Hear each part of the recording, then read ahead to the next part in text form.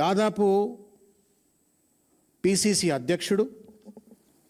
15 మంది మంత్రులు, 10 మంది ఎంపీలు, 60 మంది ఎమ్మెల్యేలు, ఏఐసిసి ప్రధాన కార్యదర్శి, కార్యదర్శులు, కార్యకర్త నుండి డీజీపీ వరకు పోలీసులు, ఎన్నికల సిబ్బంది అందరూ కుమ్మక్కైపోయి ఇంతమంది కలిసి భర్త కోల్పోయినటువంటి ఒక మహిళ మీద అనేక దాష్టికాలకు పాల్పడి, బీఆర్ఎస్ పార్టీ కార్యకర్తలపైన అనేక దాష్టికాలకు పాల్పడి 200 కోట్ల రూపాయలు పైచిలకు ఖర్చు పెట్టి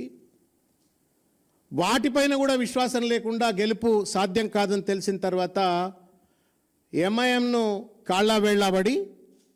ఎంఐఎం శాసనసభ్యులను, కార్పొరేటర్లను పట్టుకొచ్చి బోగస్ ఓటర్లతో గెలిచిన తర్వాత కూడా తానేదో గెలిచినట్టు, అదేదో రిఫరెండం అయినట్టు, ఆయన ప్రభుత్వం అంతా కూడా అద్భుతంగా ఉందని చెప్పని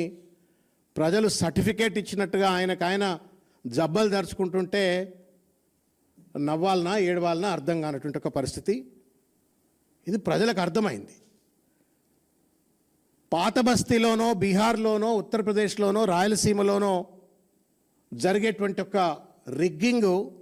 bogus voting, booth capturing, booth ఏజెంట్లను బెదిరించినటువంటి ఒక వైనం జూబ్లీ హిల్స్, హైదరాబాద్ నడిగడ్డ అయినటువంటి ఒక జూబ్లీ హిల్స్కి పట్టుకొచ్చి మళ్ళా తను రాజ్యాంగబద్ధంగా గెలిచినట్టుగా నాటకాలు చేస్తున్నటువంటి ఒక వైఖరిని తీవ్రంగా ఖండిస్తూ ఉన్నాం.